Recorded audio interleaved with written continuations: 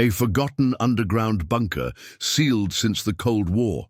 Top-secret documents revealing a presidential conspiracy that could rewrite history. One grief-stricken widow's desperate purchase of a foreclosed homestead that will either save her family or complete her financial ruin. This is the extraordinary true story of how Rebecca Winter's last-chance investment uncovered a classified facility that would transform not just her future, but America's understanding of its darkest Cold War secrets. Before we jump back in, tell us where you're tuning in from. And if this story touches you, make sure you're subscribed, because tomorrow I've saved something extra special for you. The harsh January wind rattled the windows of Rebecca Winter's small apartment as she stared at her laptop screen, the glow illuminating her exhausted face. At 42, the widow and mother of 3 bore the unmistakable signs of someone who hadn't slept properly in months. Dark circles shadowed her eyes, and the fine lines etched around her mouth had deepened since Andrew's unexpected death 14 months ago. The medical bills from his brief but devastating battle with pancreatic cancer had consumed their modest savings. The life insurance policy that should have provided a cushion had been cashed out years earlier to start the small construction business they'd built together, a business that Rebecca had struggled to maintain after Andrew's passing, eventually losing it to competitors with more resources and manpower. 37 days, she whispered, rubbing her temples. That's all the time that remained before their apartment lease expired with no possibility of renewal. The building's new owners were converting the units to upscale condominiums, and the increased rent was far beyond Rebecca's means. Her browser tabs displayed a depressing array of apartment listings, all exceeding her budget, interspersed with job rejections that seemed to multiply daily, despite her architecture degree and 15 years of experience. Rebecca glanced at the family photo beside her laptop, Andrew with his arm around her, their 3 children laughing in front of the home they'd once owned before the medical catastrophe. 17-year-old Zoe, 14-year-old Tyler, and 11-year-old Lily, 3 children who had already lost their father and now faced the prospect of losing their home as well. Mom. Zoe's voice broke through Rebecca's thoughts as her eldest daughter appeared in the doorway, hair tousled from sleep. "You're still up? It's almost 2 in the morning." Rebecca quickly minimized the past due notice from their utility company. "Just looking at some possibilities for us," she said, forcing a reassuring smile. "Go back to bed, sweetheart. You have that calculus test tomorrow." After Zoe reluctantly returned to her room, Rebecca clicked on the email that had been drawing her attention repeatedly over the past 3 days. A foreclosure listing for a property that seemed almost too good to be true. A 5-acre homestead with a 1960s-era farmhouse about 40 minutes outside the city limits of Pinewood Springs, Colorado. The starting bid was shockingly low at $89,000, reflecting the property's remote location and years of neglect. The listing included photos of a weathered 2-story home with peeling paint and overgrown grounds, but the solid construction was evident even in the deteriorated state. According to the description, the property had been owned by the same family for generations until financial troubles forced the last owner to surrender it to Mountain Ridge Bank 2 years ago. Rebecca had driven by the property yesterday, taking a detour on her way home from yet another unsuccessful job interview. Something about the lonely, abandoned homestead had called to her. Perhaps it was the sturdy stone foundation, or the breathtaking mountain views, or simply the desperate hope of space and independence for her children after months of cramped apartment living. The property auction was tomorrow. Rebecca's savings account showed a balance of $92,476. 33, nearly everything left from selling their family home during Andrew's illness. The logical part of her brain listed all the reasons this was a terrible, Idea: unknown repair costs, the remote location, the lack of steady income, the risk of depleting their emergency fund completely. Yet as Rebecca closed her laptop and finally headed to bed, her thoughts kept returning to the homestead's solid bones and spacious rooms. In better times, she would have recognized it as an opportunity. In her current circumstances, it felt like a reckless gamble, perhaps the only one left to take. Morning arrived with a text from her sister Julia. "Any luck with the Westridge apartments? Mom said you can all stay with her if you need to." Rebecca sighed heavily. Living with her mother would mean moving 3 hours away to Denver, forcing the kids to change schools mid-year and surrendering the independence she'd fought so hard to maintain. The thought of cramming her 3 grieving children into her mother's small condo while admitting complete failure was almost unbearable. After getting the children off to school, Rebecca found herself driving toward the county courthouse rather than to her scheduled job interview at a small architectural firm. The decision felt surreal, almost as if someone else was controlling her actions. The Rebecca Winters of 2 years ago, organized, cautious, meticulous in her financial planning, would never have considered such an impulsive move. But that Rebecca had died alongside Andrew, replaced by a woman haunted by past due notices and the increasingly desperate looks in her children's eyes as their world continued to unravel. The auction room was sparsely populated with about a dozen people, mostly contractors looking for flip opportunities and a few representatives from investment companies. Rebecca felt profoundly out of place in her worn blazer and the same dress pants she'd worn to countless unsuccessful interviews. She clutched her checkbook in sweaty hands, her heart pounding as she registered as a bidder. When the Mountain Ridge homestead came up for auction, Rebecca raised her bidder card immediately at the starting price of $89,000. A real estate investor countered. Rebecca bid again. A contractor joined in. With each increase, Rebecca's anxiety mounted, but she continued, finally offering $94,500, every penny she could possibly afford. Preparing and narrating this story took us a lot of time, so if you are enjoying it, subscribe to our channel. It means a lot to us. Now back to the story. After an excruciating silence, the auctioneer's gavel fell. Sold to bidder number 17. In a daze, Rebecca completed the paperwork, wrote the check that represented her family's entire financial safety net, and received a set of keys to a property she had barely examined. By afternoon, she was legally the owner of the Mountain Ridge homestead, either her family's salvation or the final step in their financial collapse. What Rebecca Winters couldn't possibly know as she drove to pick up her children from school, uncertain how to explain her impulsive decision, was that beneath the neglected farmhouse lay a reinforced concrete bunker untouched for decades. Hidden inside were classified documents connecting a beloved American president to covert operations that the government had spent half a century trying to keep buried. "You bought a what?"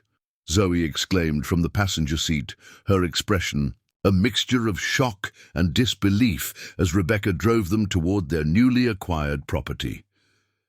Tyler and Lily leaned forward from the back seat, equally stunned by their mother's announcement. "A homestead," Rebecca repeated, trying to project confidence she didn't feel. 5 acres, a good-sized house, incredible mountain views. It needs work, but it's ours. "But Mom," Zoe pressed, "you've always said we need to be careful with money. You turned down that ski trip for me because it was too expensive, and now you've bought an entire house?" The criticism stung because it was justified.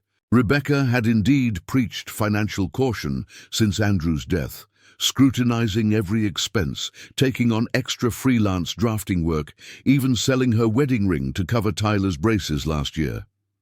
"This is different," Rebecca explained, taking the winding road that led away from Pinewood Springs.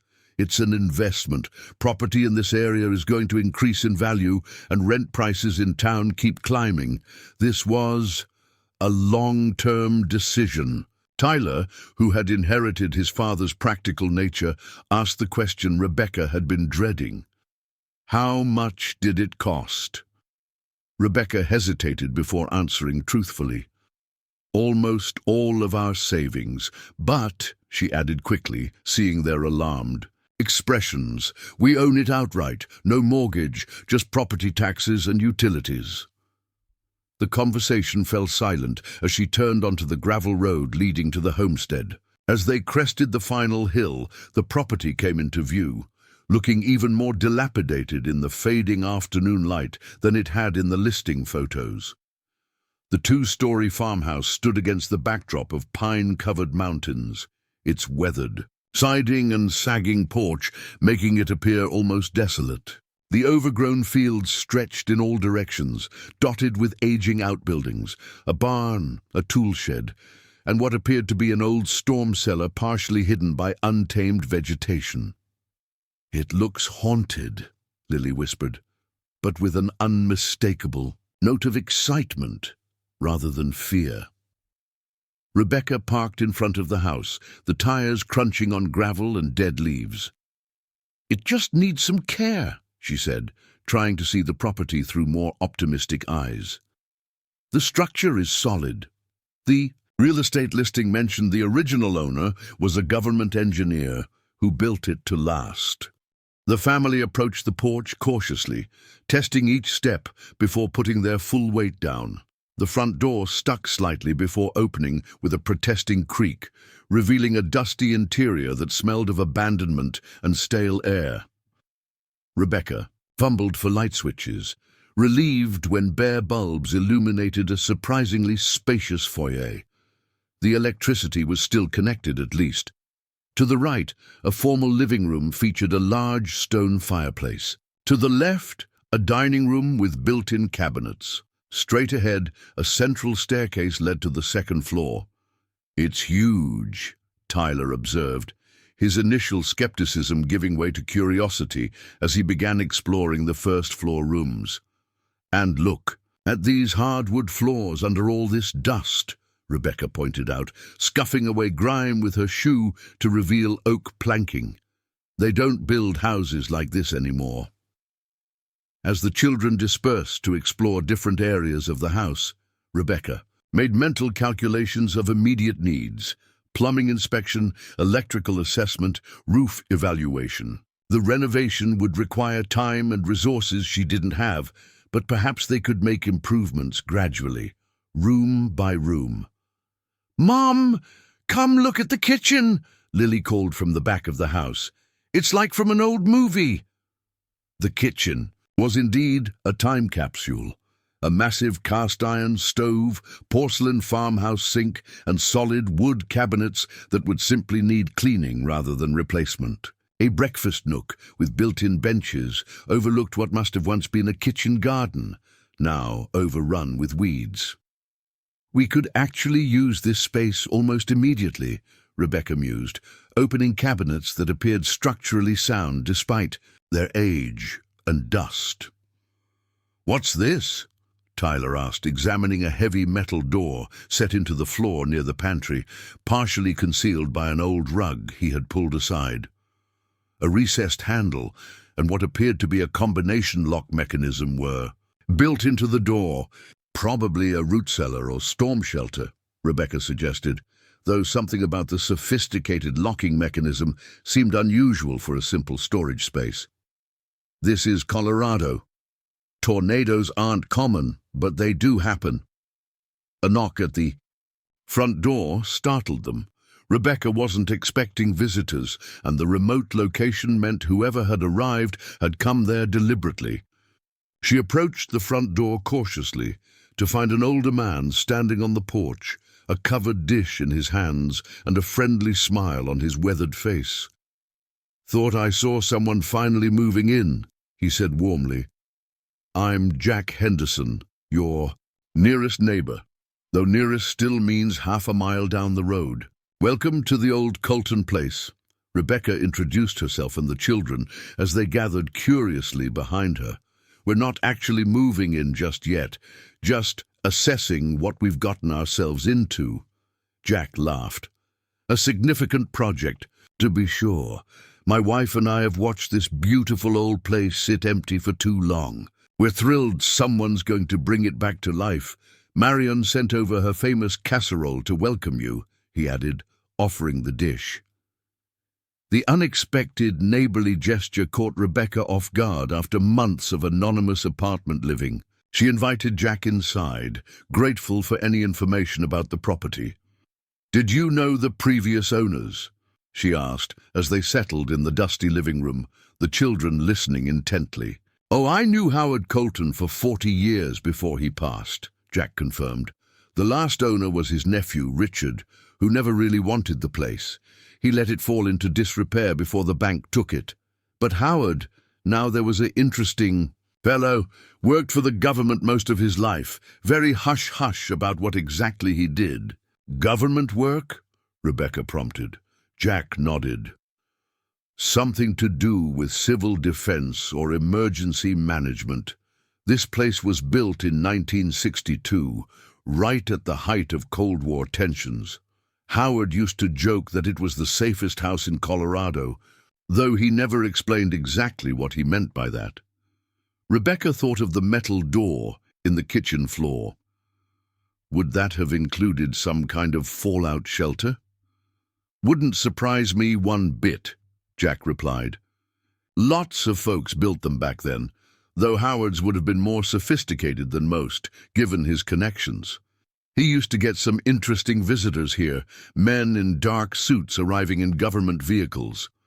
As they continued talking, Zoe appeared from another room. "Mom, there's a weird door under the staircase. It's locked, but it doesn't look like the other doors in the house." Jack's expression changed subtly. That would be Howard's study. Always kept it locked, even from family. Said it contained work materials that weren't for public eyes. The conversation shifted to more practical matters: local contractors, utility companies, and school districts. Jack offered his help with initial repairs and promised to send his son over with a tractor to help clear the overgrown fields. "The Colton homestead was once the pride of this valley," Jack said as he prepared to leave. "It's good to see it in the hands of a family again, instead of some developer who'd tear it down for vacation cabins." After Jack departed with promises of future assistance, Rebecca faced the reality of their situation. "We'll need to stay at the apartment for at least another week while we get the basic systems checked out," she told the disappointed children. "I want to make sure the water is safe and the electricity is up to code before we spend the night here." As they prepared to leave, Rebecca noticed Tyler kneeling by the metal door in the kitchen floor, examining the combination lock with intense curiosity. "Do you think the combination might be written down somewhere?" he asked. "Maybe," Rebecca replied, "but that's a project for another day. We have plenty to deal with above ground first." Over the next week, Rebecca orchestrated their gradual transition while coordinating with utility companies and contractors. Jack Henderson proved invaluable, connecting her with reliable local workers willing to provide services at reduced rates, in exchange for future referrals when the renovation was complete. A plumber confirmed the well water was safe after a thorough system flush. An electrician deemed the wiring surprisingly sound for its age, and a roof inspector delivered the welcome news that the slate roof had decades of life remaining, despite needing minor repairs. 10 days after the auction, the Winters family officially moved into the Mountain Ridge homestead, camping in the kitchen and adjacent rooms while work continued in other areas. The children had embraced the adventure with unexpected enthusiasm, accepting the rustic conditions as an extended camping trip and exploring the expansive property with newfound freedom after months of confined apartment living. Late one evening, after the children had fallen asleep in their sleeping bags in what would eventually become their bedrooms, Rebecca sat at the kitchen table reviewing renovation estimates by lantern light. The numbers were daunting but not Impossible if she could secure steady employment. A local architectural firm had expressed interest in her portfolio, offering hope for regular income in the near future. As she considered their financial situation, a strange metallic sound emanated from beneath the floor, a distinct clicking followed by what sounded like mechanical movement. Rebecca froze, listening intently. The noise came again, definitely, originating from the mysterious metal door they had discovered on their first visit. Heart racing, Rebecca grabbed a flashlight and approached the heavy door in the kitchen floor. The combination lock mechanism appeared to be moving on its own, tumblers shifting as if someone were entering a code from inside. With a final click, the lock disengaged, and the heavy door rose slightly before stopping. Whatever automatic system had initiated the unlock sequence appeared to have only partially completed its function. Rebecca stood frozen, flashlight beam fixed on the partially opened door, uncertain whether to retreat or investigate. After a moment's hesitation, she set down the flashlight, grasped the recessed handle, and pulled the heavy door fully open. Her light revealed a set of concrete stairs descending into darkness. Not a simple root cellar or storm shelter, but what appeared to be a sophisticated underground structure. Metal handrails lined the stairs, and the walls were finished with a smooth material unlike the rough foundation walls of typical basements. "What on earth?" Rebecca whispered, shining her light into the darkness below. The beam caught what appeared to be an illuminated control panel at the bottom of the stairs, lights blinking steadily as if the system had recently activated after years of dormancy. Rebecca hesitated at the threshold of discovery, unaware that her impulsive purchase of a foreclosed homestead was about to reveal secrets that powerful people had worked for decades to keep buried. Secrets that would change her family's future in ways she could never have imagined, and force her to confront questions of national security, historical truth, and personal responsibility that had lain dormant beneath her feet all along. Taking a deep breath, Rebecca placed her foot on the first step and began her descent into the unknown. The concrete stairs led 20 feet underground before opening into a space that stopped Rebecca in her tracks. Her flashlight beam revealed not the simple fallout shelter she had expected, but a sophisticated facility that appeared to be a fully functional command center. Banks of antiquated equipment lined the walls: communication systems, monitoring, stations, and technology that belonged in a Cold War museum rather than beneath a rural Colorado homestead.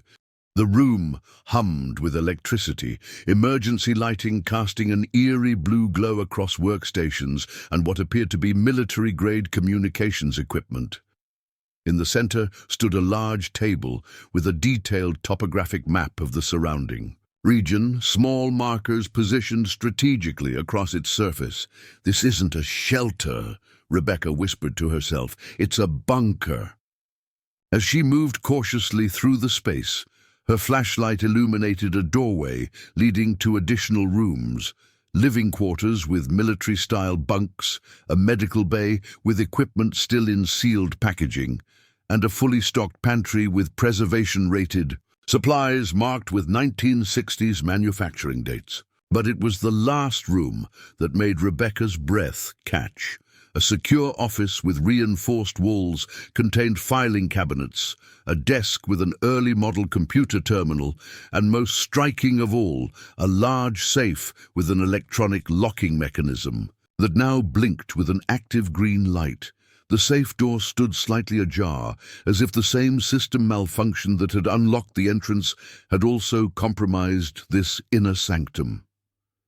Rebecca approached slowly, acutely aware that she was potentially disturbing something never meant to be discovered. Inside the safe, preserved in climate-controlled conditions, lay neatly organized folders bearing classification markings and presidential seals.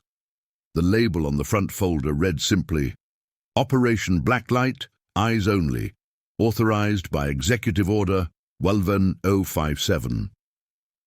With trembling hands, Rebecca lifted the folder and opened it to find a cover letter on White House stationery dated October 15th, 1962, the height of the Cuban Missile Crisis.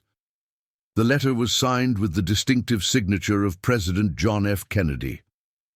To be unsealed only in the event of Executive Action Protocol 9, the document began. These contingency measures are authorized under my executive authority and are to remain classified at the highest level.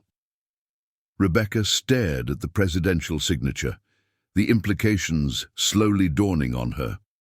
She had purchased not just a neglected homestead, but a property containing what appeared to be a classified presidential emergency facility, with documents that had remained sealed for over 60 years. As she carefully returned the folder to the safe, the gravity of her discovery settling over her like a physical weight, Rebecca failed to notice the small red light blinking on one of the communication panels, a silent alert being transmitted to a monitoring station that most people believed had long since been decommissioned. Somewhere in the dark digital corridors of government security systems, an alarm that had remained dormant for decades had just been activated, alerting those responsible for burying the past that someone had just uncovered a piece of presidential history that was never meant to see the light of day. Rebecca's heart pounded as she descended the concrete stairs, her flashlight beam illuminating the sophisticated underground bunker that had remained hidden for decades beneath her newly purchased homestead. The control panels with their blinking lights, the military-grade communications equipment, the detailed topographic maps, all of it pointed to something far more significant than a typical Cold War fallout shelter. Moving carefully through the facility, she examined the bunks, medical supplies, and preserved food rations, all meticulously maintained despite years of abandonment. But it was the secure office with its partially open safe that truly captured her attention. Inside lay folders bearing presidential seals and classification markings that hadn't been seen by unauthorized eyes in over 60 years. The document on top, dated October 15, 1962, the height of the Cuban Missile Crisis, bore the unmistakable signature of President John F. Kennedy.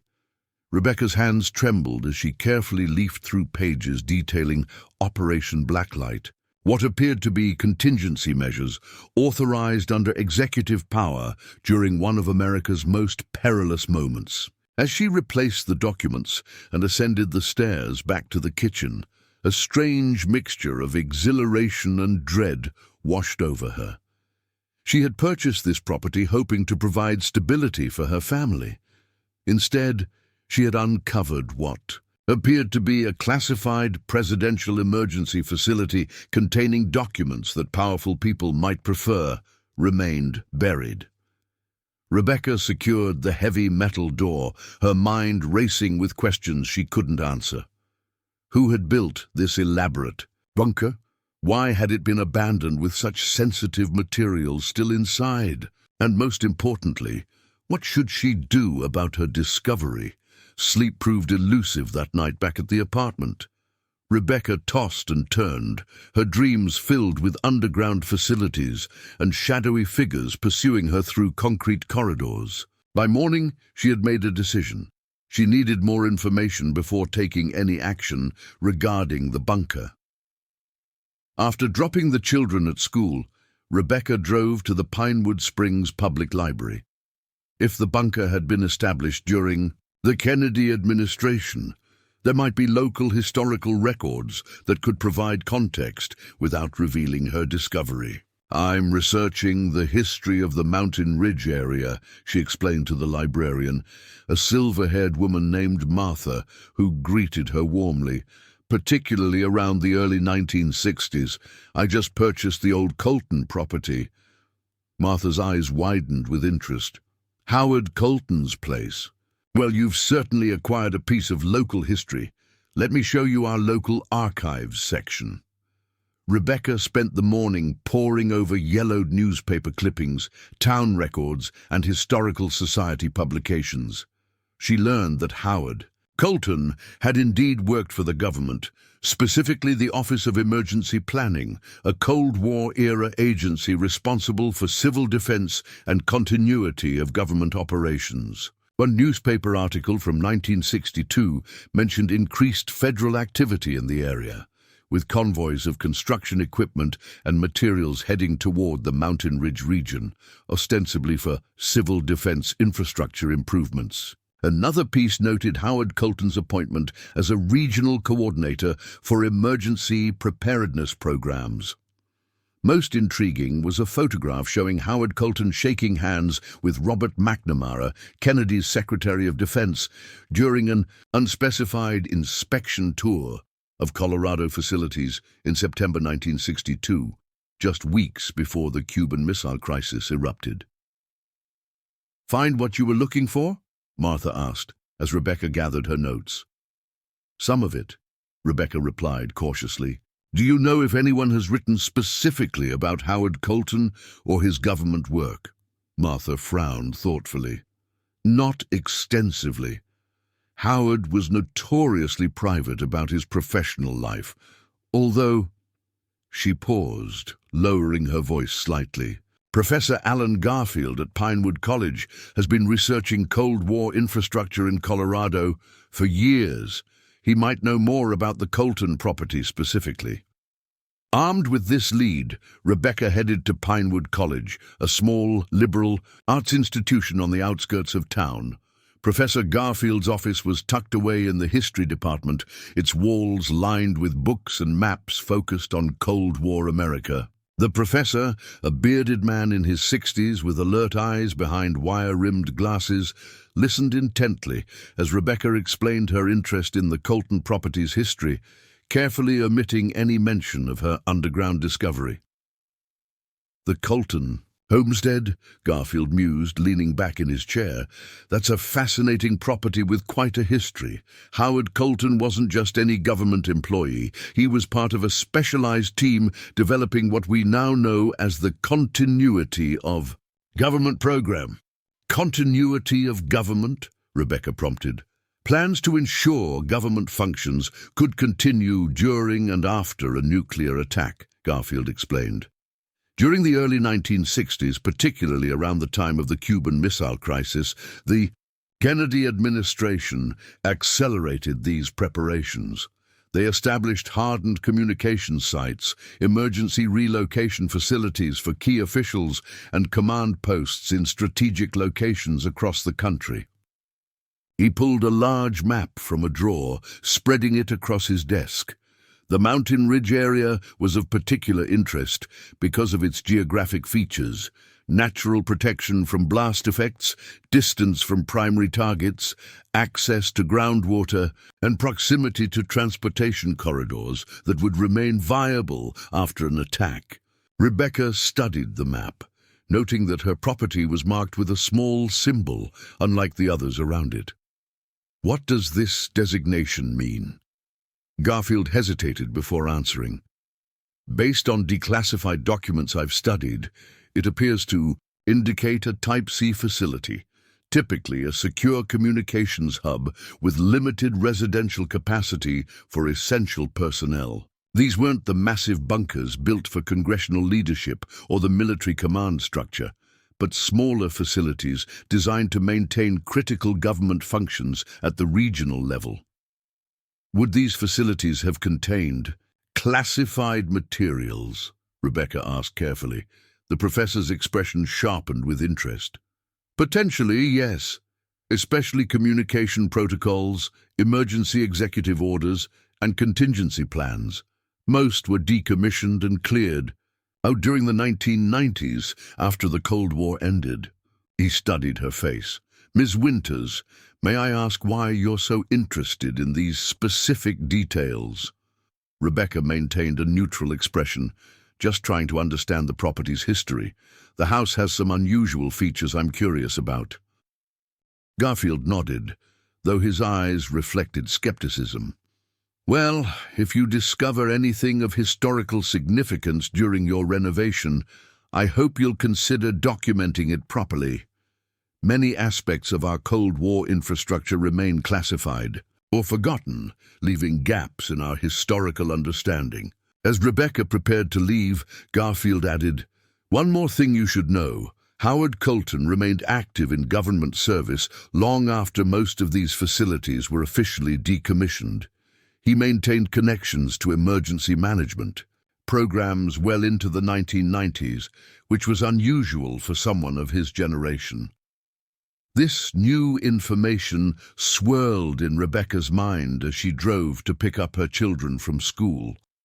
The bunker beneath her kitchen wasn't just any fallout shelter.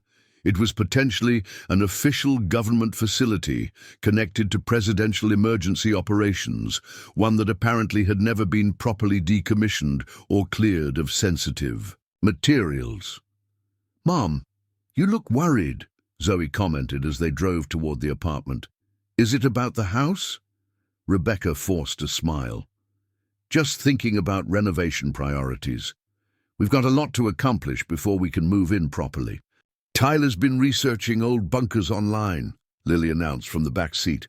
"He thinks ours might be something special." Rebecca's grip tightened on the steering wheel. "It's just a basic shelter, nothing special, and we're not exploring it further until I've had professionals check it for structural safety." That evening, as the children focused on homework, Rebecca searched online for information about Cold War presidential emergency facilities. Most official information remained sparse, with many details still classified despite the passage of decades. She learned that emergency presidential documents often included pre-signed executive orders to be implemented during crises, contingency, plans for maintaining government authority, and communications protocols that bypassed normal channels. The implications of what might be contained in those folders bearing Kennedy's signature weighed heavily on her. If the documents detailed emergency powers or operations never revealed to the public, they could have significant historical value and potentially create political complications if suddenly revealed.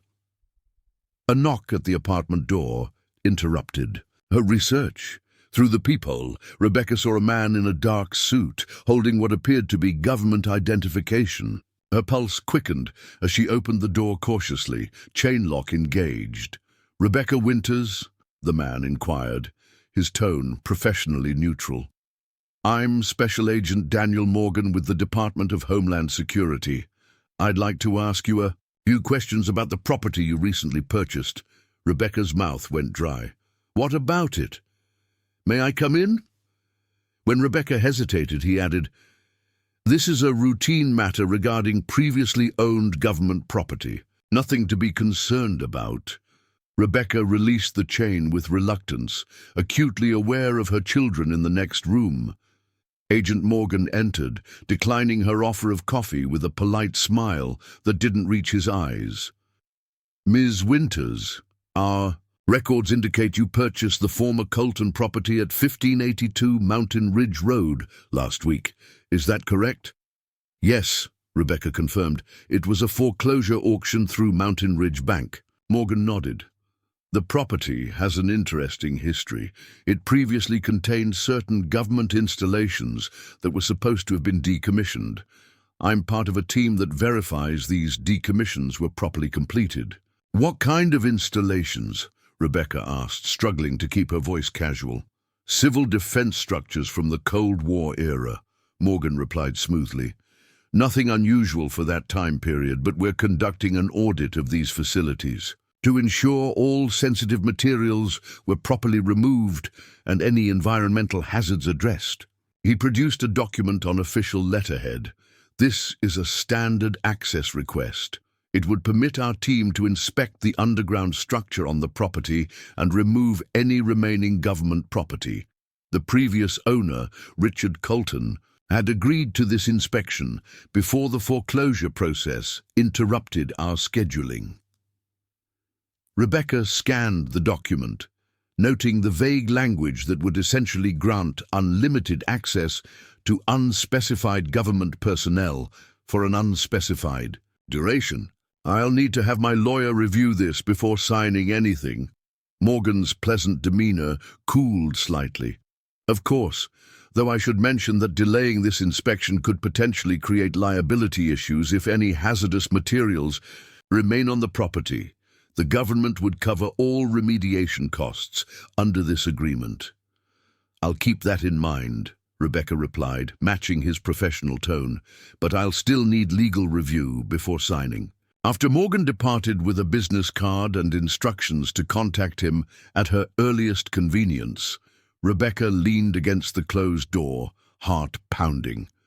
The timing was too perfect to be coincidental. Something had alerted authorities to her discovery, perhaps an automated system within the bunker itself. Her phone chimed with a text message from an unfamiliar number. Be careful who you allow access to the Colton facility. Not all government inquiries are officially sanctioned. Howard trusted my discretion. Call if you need guidance. It was. Signed simply M. Davis, with a local phone number. Rebecca stared at the message, wondering who M. Davis might be and how they knew about her situation. Before she could decide whether to respond, a second text arrived. The study under the stairs contains the answers you're looking for. Combination is Howard's birthday, 05-17-26. The mention of the locked study door sent a chill down Rebecca's spine. Someone was watching her closely enough to know she had discovered both the bunker and the mysterious study, yet was offering assistance rather than threats. The following morning, after dropping the children at school, Rebecca drove directly to the homestead, determined to investigate the study before making any decisions about Agent Morgan's request. The property looked different in the bright morning light, less foreboding and more full of potential despite the overgrown landscape and weathered exterior. Inside, she located the locked door beneath the staircase that Zoe had discovered during their initial exploration. Unlike the home's other doors, this one featured a sturdy deadbolt with a combination dial rather than a conventional lock. Rebecca carefully entered the numbers from the text message, 05-17-26. The mechanism clicked softly, and the door swung inward to reveal a small, perfectly preserved office. Unlike the rest of the house, this room showed no signs of neglect. Bookshelves lined the walls, filled with volumes on government operations, civil defense, and Cold War history. A solid oak desk dominated the center, its surface neat and orderly, with a vintage rotary telephone, a desk calendar frozen in time at October 1997, and framed photographs showing Howard Colton with various government officials across decades. Most striking was a large wall safe behind the desk, similar to the one she had discovered in the underground bunker, but considerably larger. This one was securely locked, with no signs of the malfunction that had compromised the bunker's security. As Rebecca examined the room, her attention was drawn to a letter prominently placed in the center of the desk, addressed simply to the new owner in faded handwriting. The letter was dated September 3rd, 1997, just 3 weeks before Howard Colton's death, according to the newspaper obituary she had found in her research. To whom fate has entrusted my home, the letter began. If you are reading this, you have discovered that this property contains more than a simple residence. The facility beneath the kitchen was established in 1962 under presidential directive as a regional emergency operations center, one of several dozen constructed throughout the country during that tumultuous period. Unlike most such facilities, this one was never fully decommissioned, as it contains materials of significant historical importance that certain government factions would prefer remained sealed. I was entrusted with maintaining this facility and protecting its contents by President Kennedy himself, a responsibility I have fulfilled for over 3 decades beyond my official retirement. The safe in my study contains documentation explaining the full significance of Operation Blacklight and why these materials have been preserved rather than destroyed or transferred to national archives. The combination is known only to myself and one trusted associate who will likely contact you once the facility's monitoring systems detect access. Choose carefully whom you trust with this knowledge. Not all who claim government authority in this matter operate with official sanction or ethical purpose. With respect and hope for your discretion, Howard J. Colton, former Director, Regional Continuity Operations. Rebecca read the letter twice, her mind racing with implications. The bunker hadn't been accidentally overlooked during decommissioning. It had been deliberately maintained as an unofficial repository for sensitive materials, apparently with Kennedy's personal authorization. A vehicle pulling into the driveway interrupted her thoughts. Through the window, she observed an older model sedan rather than the government vehicle Agent Morgan had driven.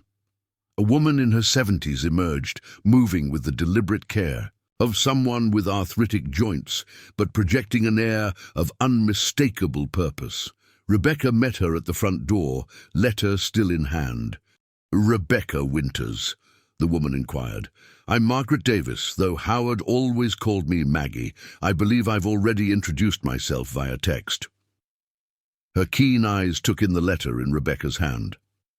"I see you've found Howard's introduction. That saves us some preliminary explanations." Rebecca studied the woman carefully. "You're the trusted associate mentioned in the letter." Margaret nodded.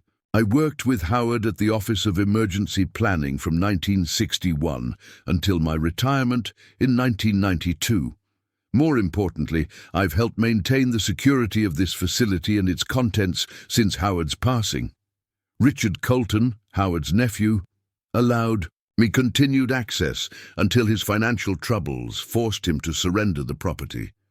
"Why didn't you remove the classified materials before the foreclosure?" Rebecca asked, the obvious question that had been troubling her. "We tried," Margaret replied grimly.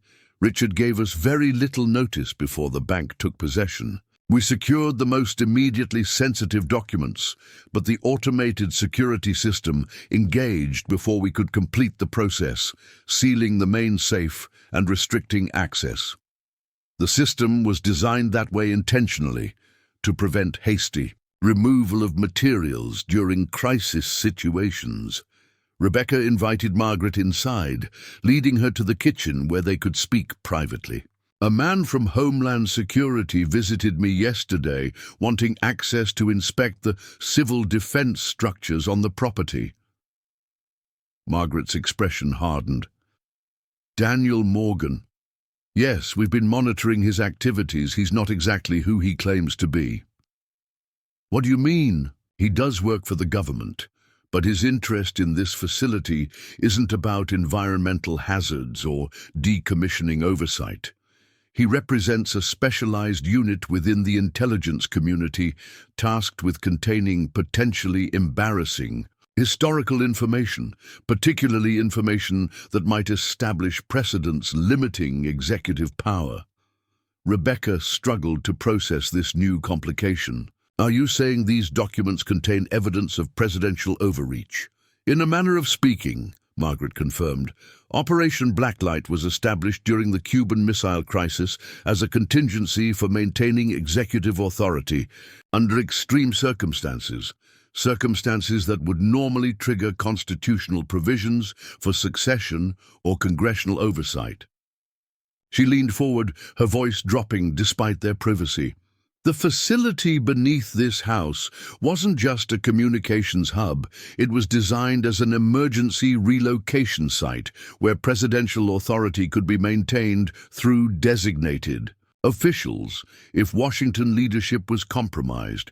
The protocols and signed executive orders in that safe authorized extraordinary measures that circumvented normal constitutional constraints." "Why would Kennedy authorize something like that?" Rebecca asked. "Because in October 1962, He genuinely believed nuclear war might be hours away, Margaret explained. The public never knew how close we came to the brink. These contingency measures were created in absolute secrecy, outside normal channels, because there simply wasn't time for congressional consultation or public debate. Margaret's weathered hands twisted together as she continued. The truly sensitive aspect isn't that these emergency measures existed. That's been partially declassified over the years. It's that similar protocols have been maintained and expanded by every administration since, regardless of party, creating a shadow framework for executive authority that exists largely beyond public knowledge or congressional oversight. The implications settled heavily on Rebecca. So these documents would show that this expansion of presidential power has been bipartisan and systematic for decades. Precisely, Margaret confirmed. Which is why representatives from both political parties and multiple agencies would prefer they remain secured or controlled, not because they reveal some dramatic conspiracy, but because they document the quiet, incremental expansion of executive authority beyond what most citizens understand or would likely approve. A soft chime from Margaret's phone interrupted their conversation. She checked the screen, her expression darkening. Morgan has submitted a request for an administrative inspection warrant that wouldn't require your consent. They're moving faster than anticipated. Can they do that? Rebecca asked. They can try, Margaret replied grimly, but we have some time to prepare. The question is, what do you want to do with this responsibility you've inadvertently acquired? These documents have historical significance that transcends partisan politics. They belong to the American people, not to agencies seeking to control the narrative about executive power. Rebecca gazed around the kitchen of the home she had purchased to save her family, now understanding it contained something far more consequential than she could have imagined. Her impulsive bid at a foreclosure auction had placed her at the center of a decades-long effort to preserve historical truth about how presidential power operated beyond public view. "What options do I have?" she asked finally. Margaret's expression softened with sympathy. "You didn't ask for this burden, but now you must decide. Surrender the documents to those who would keep them from public knowledge, transfer them to those who would use them for partisan advantage, or help protect them until they can be properly preserved as the historical record they represent." As Rebecca contemplated this unexpected crossroads, headlights appeared on the gravel driveway. Another vehicle was arriving, a black SUV with government plates. "It appears our timeline has just accelerated," Margaret observed grimly. "They've realized the bunker's security systems have been compromised and are moving to secure the contents before we can act. Whatever you decide, Rebecca, you'll need to decide quickly." Rebecca Winters stood in her kitchen, the weight of unexpected responsibility pressing down on her shoulders as she watched the government vehicle approach. What had begun as a desperate attempt to provide shelter for her family had transformed into something far more consequential, a choice about historical truth and the public's right to understand how their government truly operated. "I never wanted to be in this position," she said quietly, "but I can't just hand over these materials to people who want to bury them. My husband believed in standing up for what's right, even when it's difficult. What kind of example would I be setting for my children if I took the easy way out now?" Margaret nodded approvingly. "Howard would have appreciated your perspective. He maintained this facility for decades because he believed Americans deserved to know the full truth of their history, not just the sanitized version preferred by those in power."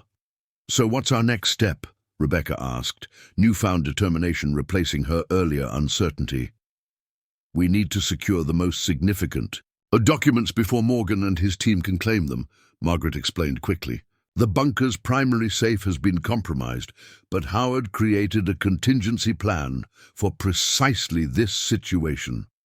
The full documentation is preserved in multiple locations, with the master key to accessing them secured in the study safe. As the SUV parked beside Margaret's sedan, Rebecca made her decision. "Show me what to do." The two women moved swiftly to the study beneath the stairs, where Margaret approached the wall safe behind the desk. "The combination is something only Howard and I knew. The date Kennedy personally authorized him to maintain these records independently of normal oversight." Her fingers spun the dial with practiced precision. 11:28:63. The safe door swung, open to reveal folders similar to those Rebecca had found in the bunker, but also a small metal box containing what appeared to be microfilm canisters, several data storage devices from different eras, and a sealed envelope marked Contingency, Protocol, Final Distribution. Margaret removed the envelope and broke the seal, revealing a letter in Howard's handwriting, along with a hand-drawn map. Howard anticipated this day might come, when someone would attempt to seize the archives before they could be properly preserved. He created a distribution system to ensure the complete record would survive, even if individual repositories were compromised. A firm knock at the front door echoed through the house. "Ms. Winters," Morgan's voice called. "We need to speak with you immediately regarding a matter of national security." Margaret quickly photographed the map with her phone before returning it to the envelope. The complete archive is dispersed across 5 locations, each containing part of the record, but not enough to understand the full context without the others. The master key in this safe unlocks all of them. She handed Rebecca a small metal key with unusual notches. "This opens a safety deposit box at First National, Bank in Pinewood Springs. Inside are access instructions for the remaining locations." "Ms. Winters, please open the door," Morgan called again, his tone hardening. "We have authorization to inspect government property on these premises." Rebecca pocketed the key and quickly replaced the materials in the safe, spinning the dial. "To reset the combination." "What about you?" she asked Margaret. "Won't they recognize you?" "Let me worry about that," Margaret replied with surprising confidence. "I've been managing situations like this since before you were born. Follow. We lead and remember, you're just a homeowner concerned about strangers demanding access to your property." As they moved toward the front door, Margaret whispered, "Trust Jack Henderson and his wife Marion. They were Howard's closest friends and part of this protection network. And whatever happens, make sure the documents reach Professor Garfield at Pinewood College. He'll know how to properly preserve them as historical records rather than political ammunition." Rebecca took a deep breath and opened the door to find Agent Morgan standing on her porch, accompanied by 2 additional agents. His pleasant demeanor from the previous day had been replaced by tightly controlled urgency. "Ms. Winters," he began, then noticed Margaret standing beside her. His expression flickered with recognition and surprise. "Ms. Davis, I wasn't aware you were still active in this matter. I'm simply helping a new homeowner understand the history of her property," Margaret replied calmly. "A courtesy visit between neighbors." Morgan's jaw tightened almost imperceptibly. "Ms. Winters, we have reason to believe there's been unauthorized access to sensitive government installations on this property. I need to inspect the underground facility immediately." "Do you have a warrant?" Rebecca asked, channeling the confidence she had once possessed in her professional life before grief and hardship had diminished it. "This is a matter of national security," Morgan insisted. "The facility contains classified materials that were never properly decommissioned." "That's interesting," Rebecca replied evenly. "When you visited yesterday, you said this was just a routine environmental inspection. Now it's suddenly a national security issue."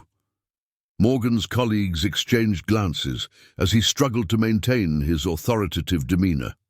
"The situation has evolved based on new information. I need to inspect the facility now." Margaret stepped forward. "Agent Morgan, as you're well aware, I maintained authorized oversight of this facility after Howard Colton's death.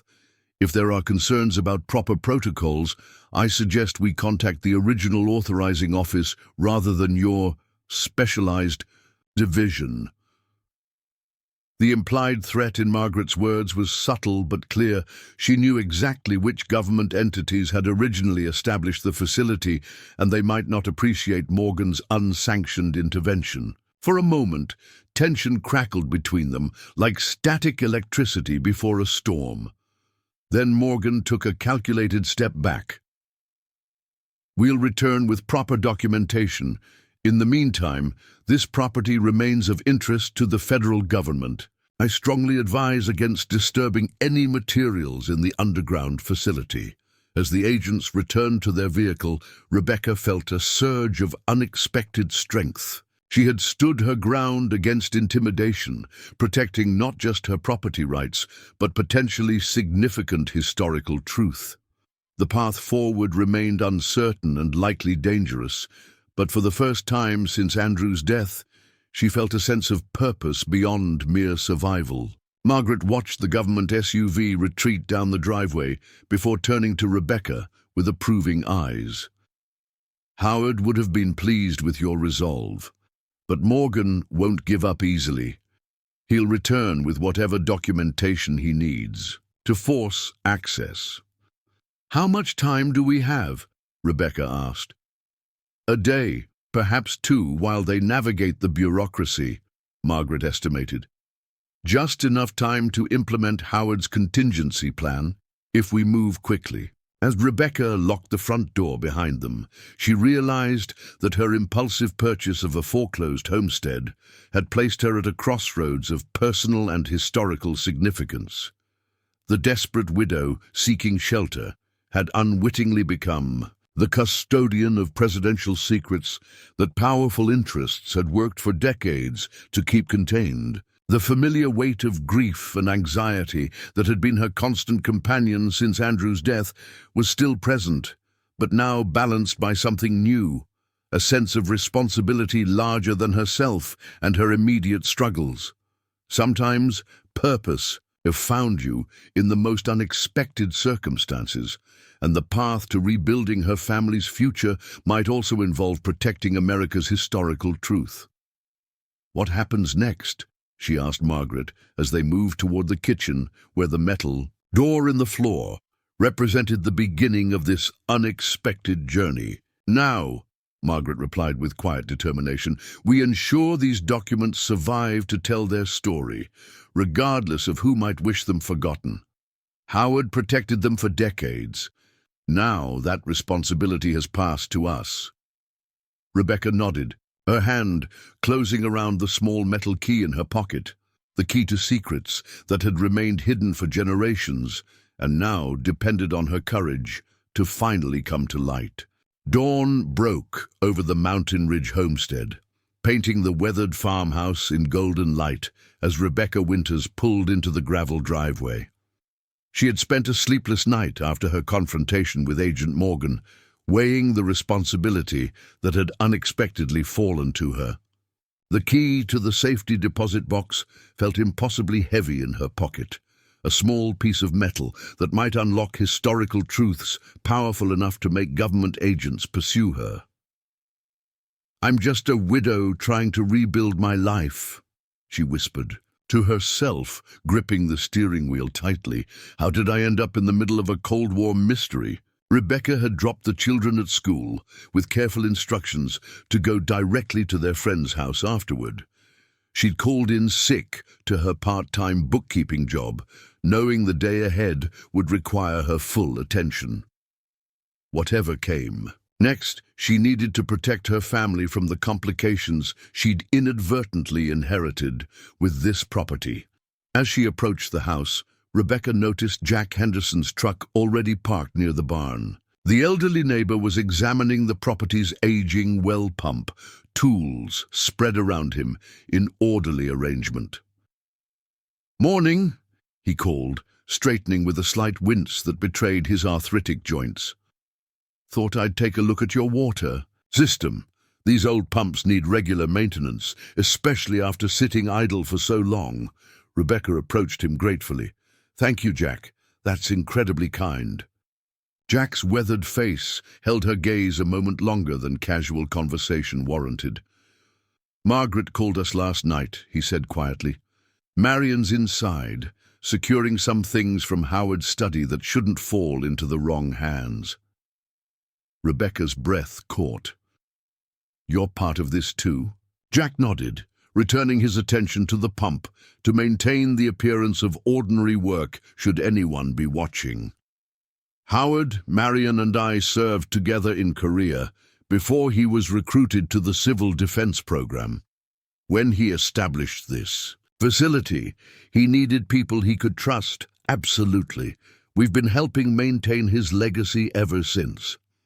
The casual revelation that her elderly neighbors were actually part of a decades-long effort to protect classified presidential documents left Rebecca momentarily speechless. These weren't shadowy government operatives, but ordinary citizens who had quietly carried an extraordinary responsibility. "Morgan and his team will return with whatever documentation they need to force access," Jack continued, voice low. "Howard anticipated this possibility. There's a protocol in place, but we need to act quickly." Inside the farmhouse, Rebecca found Marion Henderson methodically photographing documents from Howard's study with a digital camera, her movements efficient despite her 70-plus years. "Rebecca," Marion greeted her warmly. "I wish we were meeting under better circumstances, but I'm glad Margaret reached you in time. We've been watching the property since the foreclosure, hoping the new owner might be someone we could trust." "I still don't understand why these documents are so important," Rebecca admitted, "or why they weren't properly secured through official channels." Marion's hands stilled on the camera, because official channels were precisely what Howard was trying to protect them from. These aren't just historical curiosities, they're evidence of how presidential emergency powers evolved outside constitutional frameworks across multiple administrations. She pulled a folder from the safe, opening it to reveal a document bearing Lyndon Johnson's signature. After Kennedy's assassination, Johnson not only continued these emergency protocols, but expanded them. Each subsequent president, regardless of party, inherited these mechanisms and added their own enhancements. By the 1970s, a parallel system of executive authority had developed, one that circumvented many of the checks and balances our founders established. Rebecca processed this information, its implications gradually clarifying. So these aren't just Kennedy's contingency plans for nuclear war. They're evidence of how presidents from both parties created a separate framework for executive power that most citizens don't know exists. "Exactly," Marion confirmed. Howard became increasingly concerned about this expansion as decades passed. He had helped establish these measures during a genuine crisis, believing they were temporary. When he realized they were being normalized and expanded, he began documenting everything. By the time he retired, he had compiled the most comprehensive record of these shadow protocols in existence. Jack entered from the back door, wiping his hands on a rag. That's why certain government entities want these materials controlled or destroyed, not because they reveal some dramatic conspiracy, but because they document a bipartisan pattern of expanding presidential authority beyond what the Constitution explicitly permits. The enormity of what Rebecca had stumbled into was beginning to crystallize. This wasn't about ancient Cold War secrets, but about ongoing questions of executive power, constitutional authority, and government transparency that remained urgently relevant. Morgan will be back with reinforcements and documentation, Marion warned, returning to her methodical photography. We need to implement Howard's contingency plan immediately. Rebecca took a deep breath, squaring her shoulders. Tell me what to do.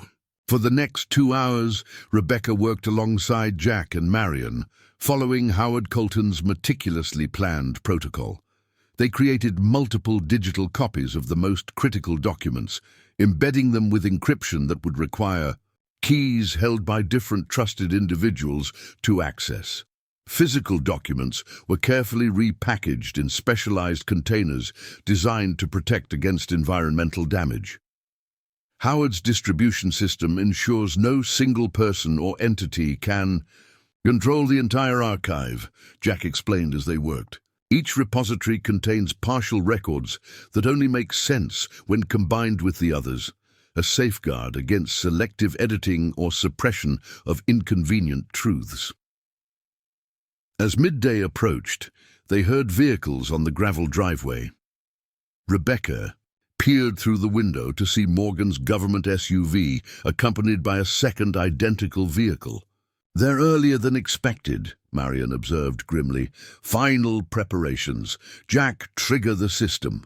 Jack moved swiftly to a control panel hidden behind a bookshelf in Howard's study, entering a complex sequence of numbers.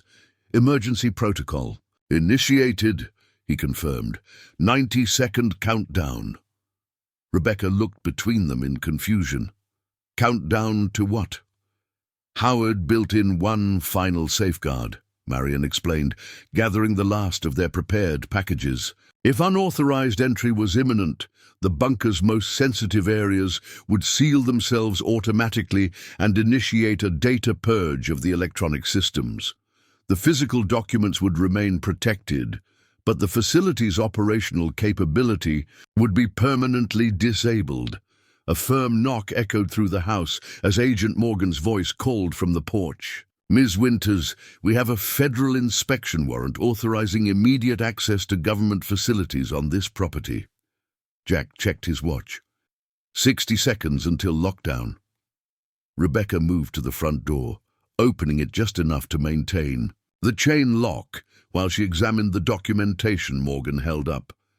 This appears to be in order, she acknowledged, deliberately stalling. But I'll need to consult my attorney before granting access. Morgan's professional facade had vanished, replaced by barely contained urgency. Ms. Winters, this is not a request. We are authorized to enter immediately, by force if necessary. 30 seconds, Jack whispered from behind her. Rebecca maintained her position at the door. My property rights do not supersede matters of national security, Morgan interrupted sharply. Step aside, Ms. Winters. 15 seconds, Marion murmured. Rebecca felt a strange calm settle over her, replacing the anxiety that had been her constant companion since Andrew's death. For months, she had been merely reacting to one crisis after another, struggling to keep her family afloat. Now, she was making a deliberate choice to stand for something larger than her immediate concerns. If you have the authority you claim, she told Morgan evenly, then you won't mind waiting for my attorney to verify your documentation.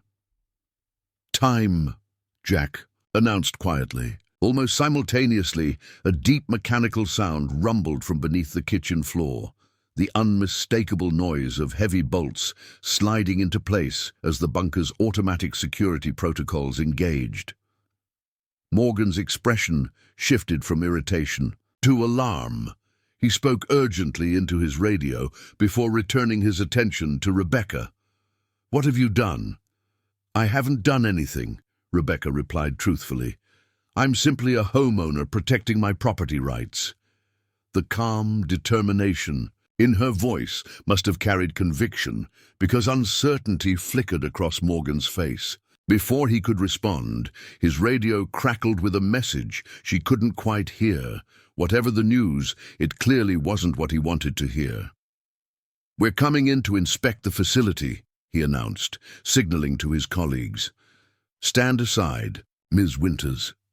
Rebecca unlatched the chain, stepping back as Morgan and 3 other agents entered her home. Jack and Marion remained in the study, their expressions revealing nothing as the agents moved purposefully toward the kitchen. Morgan located the metal door in the floor immediately, kneeling to examine the sophisticated locking mechanism that now displayed a steady red light rather than the green indicator Rebecca had seen previously. "What did you do to the access system?" he demanded. "Nothing," Rebecca insisted. "I found it exactly like that. The previous owner must have secured it before foreclosure." One of Morgan's colleagues, a younger man with a tablet computer, was scanning the door with some kind of electronic device. "Sir, the security protocols have initiated a complete lockdown. The authorization codes are being systematically purged from the system." Morgan's carefully maintained composure cracked slightly. "Override it." "I'm trying, but this is old tech with physical mechanisms. The electronic overrides are being deleted faster than I can retrieve them."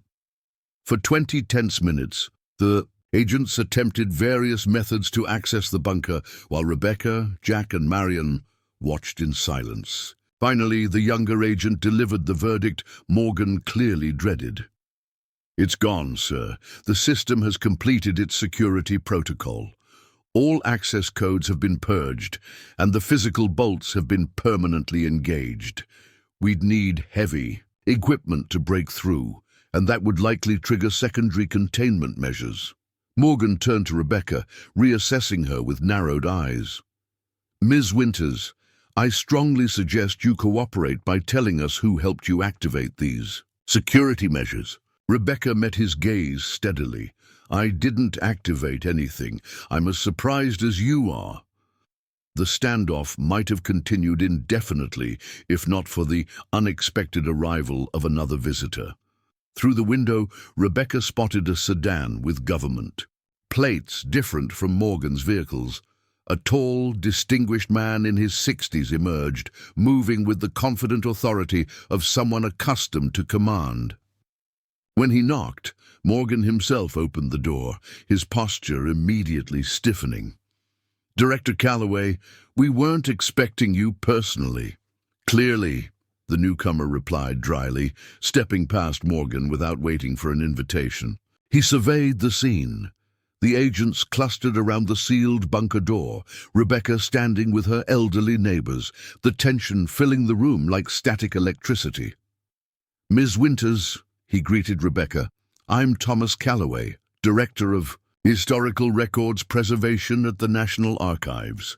I understand you've had an interesting few days since purchasing this property."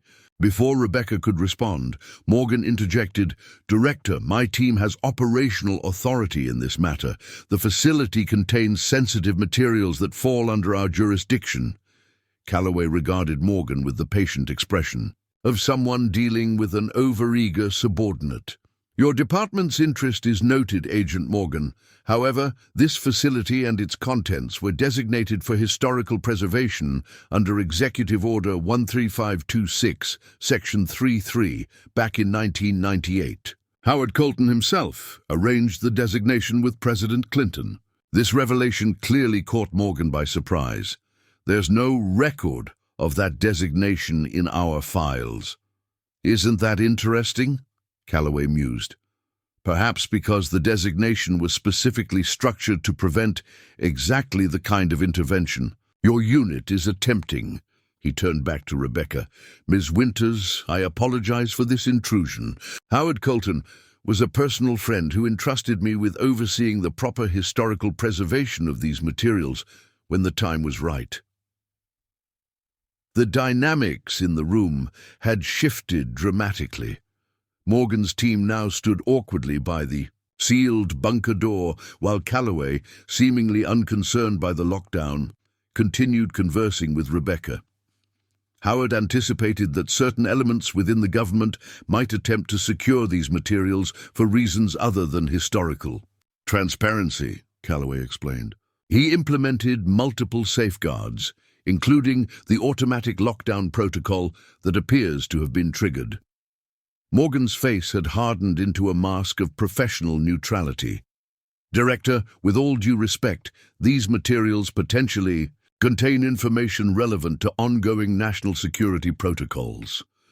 Precisely why they belong in the historical record, Calloway countered smoothly. The American people deserve to understand how their government operates, particularly regarding the evolution of executive emergency powers across administrations. The standoff between the two government officials continued with carefully modulated language that nevertheless conveyed clear conflict. Rebecca, observing their interaction, realized she was witnessing the physical embodiment of the very tension these documents represented. The struggle between transparency and secrecy, between the public's right to know and the government's desire to control sensitive information. Eventually, Morgan conceded temporary defeat, though his parting words to Rebecca carried an unmistakable warning. "This matter isn't resolved, Ms. Winters. We'll be monitoring the property." After Morgan and his team departed, Calloway's professional demeanor relaxed slightly. "They'll be back with higher authorization," he warned. "Morgan represents a specialized unit that manages politically sensitive historical materials. They operate in the gray areas between classified and declassified information." "Can they force access to the bunker?" Rebecca asked.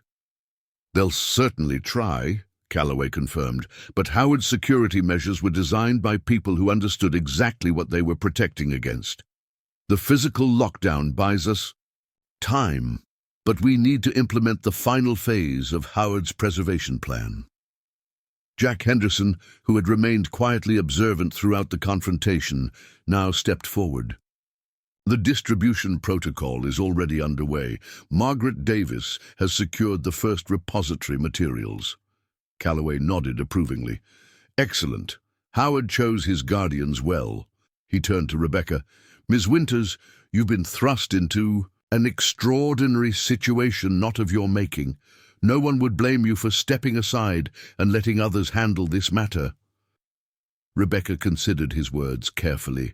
The practical part of her mind urged exactly that course. Let these people, with their decades of experience, manage the situation, while she focused on rebuilding her family's life. Yet something deeper held her back from relinquishing the responsibility she had inadvertently acquired. "My husband always said that our character is defined by what we do when difficult choices arise," she said finally. "I can't pretend I understand all the implications of these documents, but I know enough to recognize their importance. If Howard Colton trusted this property to protect them, and fate has made me its owner, then I have a responsibility I can't simply hand off." The approval in Calloway's eyes was unmistakable. Howard would have appreciated that perspective. He believed ordinary citizens, not just government officials, had a role in preserving historical truth. The remainder of the day passed in carefully orchestrated activity. Calloway revealed himself to be part of Howard's contingency network, with authorization to oversee the formal transfer of the materials to the National Archives once properly authenticated. Jack and Marion Henderson continued preparing document packages according to Howard's protocol, while Margaret Davis returned with confirmation that the first repository had been secured. By evening, as Rebecca prepared to pick up her children from their friend's house, a plan had taken shape. The documents, both physical and digital copies, would be distributed according to Howard's detailed instructions, ensuring no single person or entity controlled the entire archive. Once secured, the materials would be formally transferred to the National Archives Special Collections Division, with multiple oversight mechanisms to prevent selective editing or suppression. "What about the bunker itself?" Rebecca asked, as they finalized arrangements. "It's sealed now, but Morgan's team won't give up trying to access it." "The facility has served its purpose," Calloway explained. "Howard designed the lockdown protocol to render the operational systems permanently inactive while preserving the structure itself. Even if they eventually break through, They'll find only an empty shell. All sensitive materials have been removed, and the electronic systems purged. As Rebecca drove to collect her children, the weight of the day's events settled around her. She had awakened that morning as a widow struggling to rebuild her life. She would end it as the unexpected guardian of presidential secrets that powerful people had worked for decades to keep contained. The familiar road to her friend's house suddenly seemed different, the ordinary landscape transformed by her new understanding of what lay beneath the surface of everyday reality. How many other secret histories remained hidden behind unremarkable facades? How many ordinary people carried extraordinary responsibilities known only to a trusted few? Zoe noticed the change immediately as she slid into the passenger seat. "Something happened," she stated rather than asked, her perceptive gaze studying her mother's face. "You look different." Rebecca considered how much to share with her children. They had already endured so much with their father's illness and death, the loss of their home, the financial insecurity. Did they need the additional burden of knowing their new home contained secrets that attracted government attention? "I've been making some decisions about the homestead," she said carefully, "important ones that will affect our future." Tyler leaned forward from the back seat. "Are we still moving in?" "Because Jason at school says his dad works construction and could help us with the renovations cheap."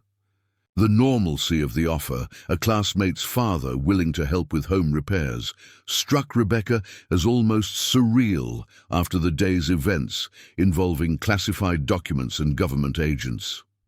Yet it was a powerful reminder of what truly mattered. Community, connection, rebuilding their lives. "Yes, we're definitely still moving in," she confirmed, "but there might be some unusual activity around the property for a while. Government inspectors checking some old systems in the house." "Because of the bunker?" Lily asked innocently. "Tyler told everyone at school about it, and now they all think we're living in a spy house." Rebecca shot her son a look that made him squirm slightly. "It's just an old fallout shelter, nothing special," she said firmly. "But it needs to be properly inspected for safety, so there might be officials around occasionally." The half-truth felt necessary to protect them. Sometimes, Rebecca reflected, parenting meant carrying burdens your children weren't ready to share. That night, after the children were asleep in their apartment bedrooms for one of the last times before their move to the homestead, Rebecca sat alone with Howard Colton's letter spread before her. His words carried new meaning now that she understood the full context of his lifelong mission.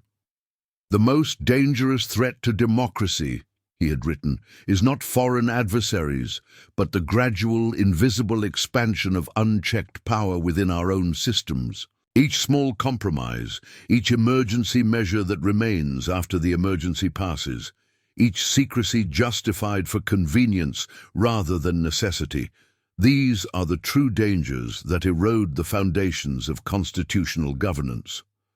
Rebecca traced her fingers over his signature, feeling a connection to this man she had never met, but whose legacy had unexpectedly become intertwined with her own. Howard Colton had spent decades protecting these records, not out of partisan motivation, but from a deeper commitment to transparency and historical truth.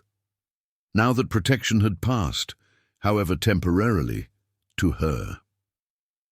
A text message from Margaret. Davis interrupted her contemplation. "Repository 2 secured. Meeting tomorrow, 10 a.m. with Calloway and Professor Garfield to verify authentication protocols." The calm efficiency of the message belied the extraordinary circumstances it represented. These people, Margaret, Jack, Marion, Calloway, and now Professor Garfield, had maintained this secret network for decades, patiently preserving historical records they believed the American people deserved to know. Rebecca's phone chimed again with a different message, this one from her sister Julia.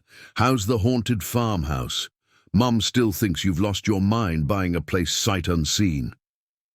The contrast between her family's perception of her impulsive property purchase and the reality of what she had discovered brought a wry smile to Rebecca's face.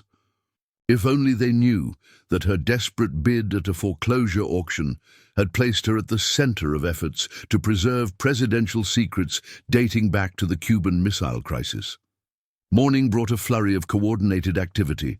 Professor Garfield arrived at the homestead with specialized equipment to authenticate historical documents, while Calloway facilitated secure connections with archivists at the National Archives. Margaret Davis coordinated the distribution team, ensuring each repository received its designated materials according to Howard's protocol. Rebecca found herself drawn to Professor Garfield, whose academic expertise was tempered by genuine passion for historical transparency. These documents, he explained, as they carefully examined Kennedy's signed contingency orders, reveal how presidential emergency powers evolved from narrowly defined crisis responses into permanent mechanisms for executive action outside traditional oversight. Why would every president, regardless of party, want to maintain these expanded powers? Rebecca asked. Garfield smiled sadly. For the same reason, power always consolidates, because it's efficient.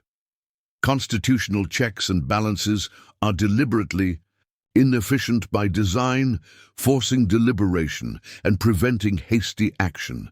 But in a crisis, that inefficiency feels like a liability rather than a safeguard. And once those emergency channels exist, Rebecca reasoned, there's always another crisis to justify maintaining them. Precisely, Garfield confirmed. Howard Colton witnessed this pattern across 9 presidential administrations.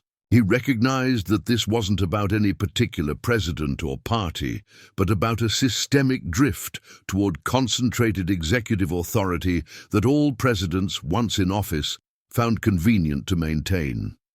As they worked, Rebecca noticed a black SUV parked at the far end of her driveway, Morgan's team maintaining surveillance as Calloway had predicted. Their presence created a strange juxtaposition. Inside the farmhouse, historical truth was being carefully preserved. Outside, those who preferred it controlled or suppressed maintained their watch. By mid-afternoon, the distribution was complete. Each repository had received its designated materials, with authentication protocols in place to verify their provenance and prevent tampering. The official process of transferring the complete archive to the National Archives had begun, with multiple oversight mechanisms to ensure transparency. "What happens now?" Rebecca asked Calloway as the team prepared to depart. "Now, the documents begin their journey into the official historical record," he explained. "There will be attempts to minimize their significance or restrict access. That's inevitable. But with multiple authenticated copies secured in different locations and formal preservation processes underway, the complete record will survive." Margaret Davis approached with final instructions for Rebecca. "Morgan's team will maintain surveillance for several days, possibly weeks. They know the bunker is sealed, but they'll still want to confirm the documents are truly beyond their reach. Just continue with your renovation plans and normal activities." Rebecca looked around at these people who had welcomed her into their decades-long mission, not as government operatives or political activists, but as citizens committed to the principle that democracy required an informed public. "I never expected any of this when I bid on a foreclosed farmhouse," she admitted. "I was just trying to find a home for my children." Sometimes, the most important contributions to history come from ordinary people making unexpected choices, Margaret replied with a gentle smile. Howard would be pleased that his home found its way to someone who understood the importance of what he was protecting. As the team dispersed, each carrying their piece of Howard's legacy to its designated security protocol, Rebecca stood on the porch of what was now truly her home. the weathered farmhouse against the backdrop of Colorado. Mountains no longer represented just a desperate financial gamble, but a connection to something larger than her immediate struggles. She had purchased this property hoping to provide stability for her family after the devastating loss of her husband. Instead, she had found herself entrusted with presidential secrets that powerful interests had worked for decades to keep contained. What had begun as a search for shelter had evolved into something far more meaningful, a role in preserving historical truth for future generations. As Rebecca watched the last vehicle disappear down her driveway, leaving only Morgan's surveillance team in the distance, she felt something she hadn't experienced since Andrew's diagnosis, a sense of purpose beyond mere survival. The journey ahead would not be easy. Renovating the homestead, rebuilding their lives, and navigating the complications of her unexpected role in Howard's legacy would require all her strength and resilience. But for the first time in 18 months, Rebecca Winters faced the future. With something more powerful than desperation, she faced it with conviction. Behind her, the sealed bunker contained the physical reminder of presidential powers exercised in secret. Before her stretched the challenging path of reconstruction, both of her family's life and of her own sense of purpose after devastating loss. Rebecca turned back toward the house that fate had placed in her hands, ready to begin the next chapter of a story far more significant than she could have imagined when placing that desperate bid at a foreclosure auction just days earlier. 8 months after her impulsive purchase at a foreclosure auction, Rebecca Winters stood on the wraparound porch of her fully restored homestead, watching the Colorado sunset paint the mountains in brilliant gold and crimson. The transformation of the property mirrored her own journey, from desperate uncertainty to newfound purpose and stability. The weathered siding had been replaced with warm cedar planks, finished in natural stain. The sagging porch now stood level and solid, adorned with comfortable rocking chairs, where Rebecca often sat with her children, sharing stories of their day. Inside, the once-neglected rooms had been carefully renovated, blending modern comforts with the home's historical character. "Mom, Professor Garfield is here," Lily called from inside, her voice carrying the easy confidence that had emerged since their move to the homestead. At nearly 12, she had bloomed in this environment, tending the kitchen garden they'd established and caring for the chickens that now provided fresh eggs daily. Rebecca smiled as she turned to greet Alan. Garfield, who had become a regular visitor and unexpected mentor during the extraordinary months following her discovery. "Right on time for our history club," she observed, as the professor climbed the porch steps, a leather satchel tucked under his arm. "The kids have been looking forward to it all week." "As have I," Garfield replied warmly. "Your children ask better questions than most of my college students." Inside, Zoe and Tyler had already arranged chairs in a circle in the living room, where the stone fireplace now crackled with welcoming flames against the autumn chill. What had begun as informal discussions about Cold War history had evolved into a weekly history club that several local children also attended, learning about the complexities of American governance through carefully curated materials that Professor Garfield prepared. Rebecca watched from the doorway as Garfield engaged the children in animated conversation about constitutional checks and balances, skillfully connecting historical principles to contemporary issues they could understand. The enthusiasm in their faces, including her once withdrawn Zoe, filled her with quiet pride. The journey to this point had been neither simple nor straightforward. After the confrontation with Agent Morgan and Director Calloway's intervention, Rebecca had faced weeks of surveillance, legal complications, and the daunting task of renovating a neglected property while rebuilding her family's life.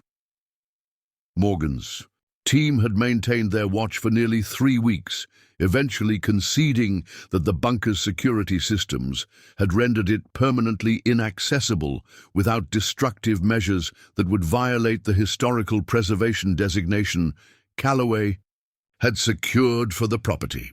The documents themselves had followed Howard Colton's carefully designed protocol, distributed across multiple repositories, authenticated by independent experts, and gradually incorporated into the National Archives' special collections with proper oversight to prevent selective editing or suppression. Most significantly for Rebecca, the process had connected her to a community she would never have found otherwise. Jack and Marion Henderson had become surrogate grandparents to her children.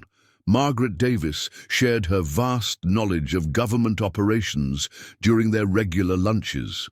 Thomas Callaway provided professional connections that eventually led to Rebecca securing a position with a historical preservation architectural firm, work that perfectly combined her professional training with her newfound passion for protecting America's historical legacy.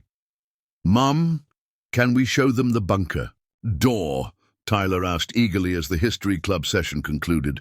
Several of the children, including Tyler's best friend Jason, had been fascinated by the sealed underground facility since hearing rumors about its existence. Rebecca exchanged glances with Professor Garfield, who nodded slightly. "Just the door," she agreed. "Remember, the facility itself remains sealed for safety reasons." The children followed Rebecca to the kitchen, where the heavy metal door in the floor remained visible, though permanently secured. Rebecca had decided against covering it, instead incorporating it into the narrative of the home's unique history. A small plaque now identified it as a Cold War-era civil defense facility, decommissioned, with a QR code linking to educational materials about America's civil defense infrastructure. "My dad says there were secret government facilities all over Colorado during the Cold War," Jason commented, examining the sophisticated locking mechanism with fascination. He worked construction on some renovations at the Cheyenne Mountain. "Complex when he was younger." "Your dad is right," Professor Garfield confirmed. The geography of this region made it strategically valuable for continuity of government operations. What most people don't realize is how many of these facilities were established in ordinary-looking properties like this one. As the children peppered Garfield with questions, Rebecca's phone chimed with a text message from Thomas Callaway. "Final authentication complete. Presidential Library announcement scheduled for next month. Your presence requested as Howard's successor custodian." The message confirmed what they had been working toward for months: the official incorporation of the Colton Archive, as it had come to be known, into the permanent historical record, accessible to researchers, historians, and the public under appropriate scholarly protocols. After the children dispersed and Garfield departed with promises to return next week, Rebecca found herself alone in Howard's study, which she had preserved as a small museum space within the home. The wall safe now stood empty of its classified contents, but photographs, personal papers, and Howard's original letter to the new owner remained displayed behind protective glass. Rebecca ran her fingers over the frame containing that letter, remembering how bewildered she had felt upon first reading it.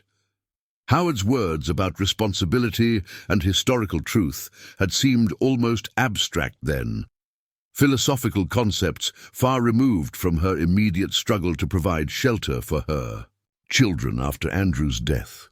Now those same words resonated with personal meaning. The unexpected burden she had inherited with this property had become something else entirely, a purpose that extended beyond her family's immediate needs to connect with principles of transparency, accountability, and informed citizenship that transcended partisan divisions. A knock at the front door interrupted her reflections. Rebecca found Jack Henderson on her porch, his weathered face creased with his characteristic smile. "Thought you might want to see this," he said, handing her a thick envelope. "Marion and I have been going through old photographs, and we found these of Howard during the early days of the facility's construction. Rebecca invited him in, and they settled at the kitchen table, where she carefully examined black and white photographs showing a much younger Howard Colton standing alongside construction crews, examining blueprints and meeting with officials, whose faces she now recognized from her historical research. "He never married, you know," Jack commented, "dedicated his whole life to public service, first in the military, then in civil defense. Finally, in this private mission to preserve historical records he believed belonged to the American people rather than any government agency." "Did he ever regret not having a family?" Rebecca asked, thinking of her own children and how empty life would feel without them, despite all its complications. Jack's expression softened with memory. "I asked him that once, not long before he passed. He said he'd found family in his chosen community, the people who shared his commitment to principles larger than themselves. Marion and I, Margaret, a few others, we became the family he built around purpose rather than blood." The concept resonated with Rebecca's own experience. Since purchasing this property, she had found herself surrounded by a community that shared values transcending political divisions. People committed to historical truth, constitutional governance, and the principle that citizens deserve to understand how their government functioned, even in its most sensitive operations. The presidential libraries are already arguing over which one should house the main collection, Jack mentioned, his eyes twinkling with amusement. Turns out documents showing how presidents from both parties expanded executive power beyond constitutional frameworks aren't particularly welcome in institutions dedicated to burnishing presidential legacies. Rebecca smiled at the irony. Howard would have appreciated that complication. The documents aren't flattering to any administration, which is precisely why they're so important historically. Calloway's solution is elegant, Jack noted, creating an independent cross-presidential collection housed at the National Archives rather than any single presidential library. That way, the bipartisan pattern becomes clear rather than isolated to any particular administration.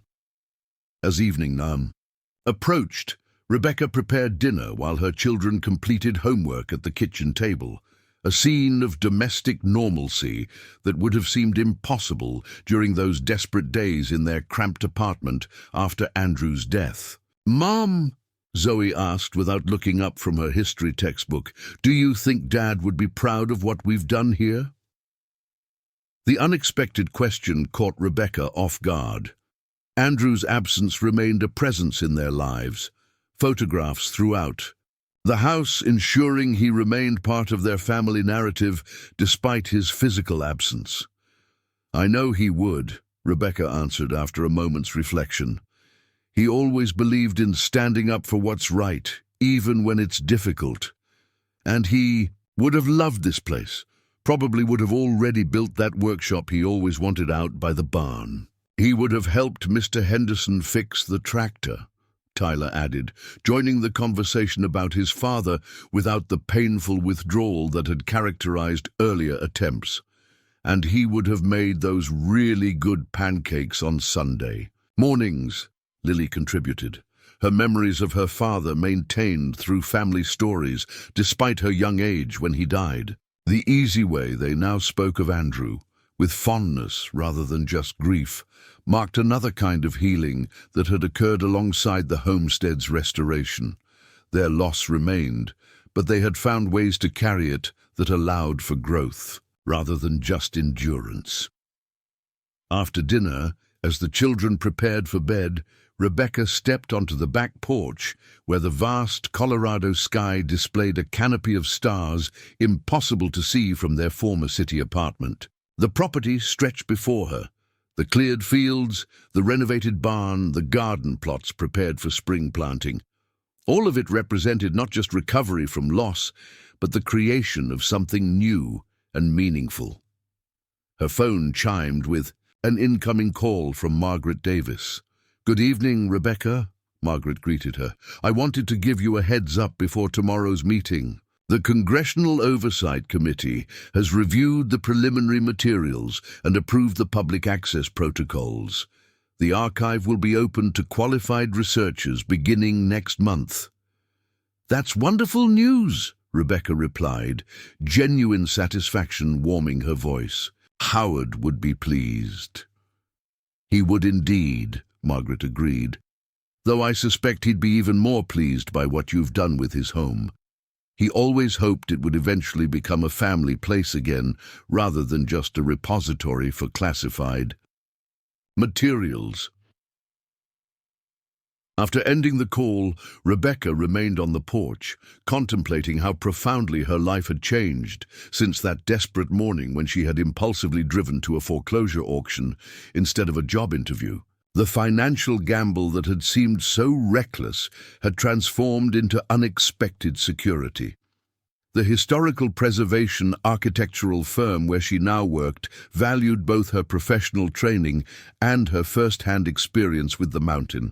Ridge property, offering flexible hours that accommodated her family's needs and a salary that provided stability they hadn't known since before Andrew's illness. More significantly, the homestead itself had become not just shelter, but a source of healing. The children had thrived in this environment, helping with renovations, establishing the garden, forming connections with neighbors, developing confidence through tangible accomplishments as the property was gradually restored. The next morning brought an unexpected visitor. Rebecca was reviewing architectural plans for the restoration of a historic downtown building when a sleek government vehicle pulled into her driveway. Her momentary tension eased when she recognized Thomas Calloway emerging rather than agent. "Morgan." "Rebecca," Calloway greeted her warmly as she met him on the porch. "I hope you don't mind the unannounced visit. I was in the area for meetings about the archive and wanted to deliver this personally." He handed her an official-looking envelope bearing the seal of the National Archives. Inside, Rebecca found a formal invitation to the opening ceremony for the Colton Archive, along with a letter acknowledging her role in preserving these historically significant materials. "The Secretary has requested your presence at the podium during the dedication," Calloway explained. "Your perspective, as both the property owner who discovered these materials and as Howard's successor in protecting them, brings a unique dimension to the narrative." Rebecca examined the invitation with mixed emotions. "I'm honored, but I'm not sure I belong in the spotlight. I stumbled into this situation by accident, not through any deliberate choice." Calloway's expression turned thoughtful. "May I share something Howard once told me? He said that history is rarely shaped by people who set out to make their mark on the world. More often it's determined by ordinary individuals who respond with integrity to extraordinary circumstances they never sought." The observation resonated with Rebecca's experience. She hadn't purchased this property with any grand historical purpose in mind. She had simply been a widow, desperate to provide shelter for her children. Yet when confronted with the responsibility of protecting historically significant materials, she had chosen integrity over expediency, principle over convenience. "We've made arrangements for your children to attend if you wish," Calloway added. "The educational value seems appropriate given their involvement in this journey." Rebecca considered the opportunity for her children to witness the culmination of what had begun with their mother's seemingly reckless financial gamble. "They should be there," she agreed. "They've been part of this from the beginning, even when I tried to shield them from the complications." After Calloway departed, Rebecca found herself drawn once again to Howard's study. The photographs of the young engineer who had established this facility during the tense days of the Cuban Missile Crisis carried new meaning now that she understood the full context of his life's work. Howard Colton had begun his career believing in the necessity of government secrecy during genuine crises. Yet over decades of service, he had developed a deeper commitment to historical transparency, recognizing that democracy required citizens to understand how their government functioned, even in its most sensitive operations. That evolution reflected Rebecca's own journey over the past 8 months. What had begun as a desperate bid for shelter had evolved into a profound appreciation for the responsibilities of citizenship and the importance of historical truth in maintaining constitutional governance. The weekend brought the entire support network together for what had become a monthly tradition, a community dinner at the homestead where those who had helped protect the Colton archive gathered to share meals and stories. Margaret Davis brought her famous apple pie. Jack and Marion Henderson contributed vegetables from their garden. Professor Garfield arrived with historical books for the children. Thomas Calloway joined them when his schedule permitted, bringing insights from Washington. That contextual national developments. As Rebecca watched her children interact confidently with these remarkable individuals who had become their extended family, she reflected on how tragedy and opportunity often arrived intertwined. Andrew's death had shattered their world, forcing the desperate circumstances that led her to bid on a foreclosed property she could barely afford. Yet that same desperate gamble had connected them to a community and purpose they would never have found otherwise. "Penny for your thoughts," Margaret said, joining Rebecca by the window as the others engaged in animated conversation around the dinner table. "I was just thinking about how differently things turned out than I expected," Rebecca admitted. "When I placed that bid at the auction, I was just trying to keep my family from homelessness. I never imagined that you'd become the custodian of presidential secrets and help establish a historical archive that will educate generations about executive power." Margaret finished with a smile. "Life rarely follows the paths we anticipate." "Howard must have felt the same way," Rebecca observed. "He joined government service expecting to build typical civil defense infrastructure, not create a personal mission to preserve historical truth that would outlive him." Margaret nodded thoughtfully. "He often said that the most meaningful commitments are those we discover rather than those we plan."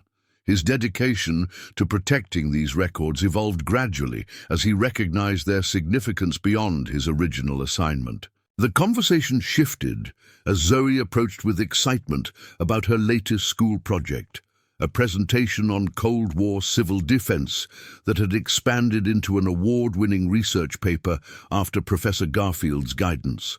At 17, she had already received inquiries from college history departments, impressed by her unusual first-hand connection to the subject matter. "Professor Garfield thinks I could get a scholarship to study public history," she told her mother proudly. "He says there's growing interest in how classified information transitions into the historical record." Rebecca embraced her daughter, remembering the withdrawn teenager who had struggled to connect with others after her father's death. The transformation wasn't just about academic achievement, but about finding purpose and confidence through meaningful engagement with important ideas. Later that evening, after their guests had departed and the children had gone to bed, Rebecca sat alone on the back porch, contemplating the stars and the journey that had brought them to this point. The weight of grief that had once seemed unbearable hadn't disappeared. She still missed Andrew daily and always would, but it had been balanced by new purpose, connection, and meaning. Her phone chimed with a text message from Julia. "Just saw the National Archives press release about the Colton Archive. My little sister helping preserve presidential history. When do I get the full story?" Rebecca smiled at her sister's message, knowing that the full story would take hours to relate properly. How a desperate widow's impulsive bid on a foreclosed homestead had led to the discovery of classified presidential documents, connecting her to a decades-long effort to preserve historical truth about executive power. The official opening of the Colton Archive the following month brought unexpected national attention. What might have been a specialized academic event gained broader significance as contemporary debates about presidential authority made the historical patterns documented in these materials particularly relevant. Rebecca found herself unexpectedly calm as she took her place on the podium alongside distinguished historians, government officials, and members of Congress. Seeing her children in the front row, Zoe attentive and proud, Tyler fidgeting slightly, in his uncomfortable dress clothes, Lily wide-eyed at the formal proceedings, grounded her in what truly mattered beyond the momentary spotlight. When the Secretary of the National Archives invited her to speak, Rebecca approached the microphone with the quiet confidence she had rediscovered through this journey. My connection to these historical materials began with an act of desperation, she acknowledged candidly. As a widow facing homelessness with 3 children, I purchased a foreclosed property hoping simply to provide shelter for my family. What I discovered beneath that kitchen floor was far more than I bargained for. A classified facility containing presidential documents that powerful interests had worked for decades to keep contained. She paused, gathering her thoughts before continuing. Howard Colton established this archive during one of America's most perilous moments, believing citizens deserved to understand how their government functioned, even in its most sensitive operations.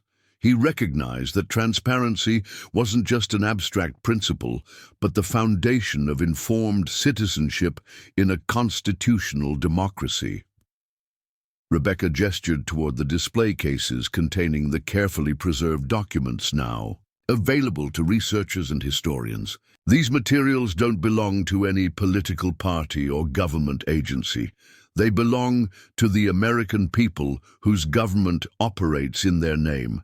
They tell a complicated story about how presidential emergency powers evolved across multiple administrations of both parties, not through dramatic conspiracies, but through incremental expansions justified by successive crises.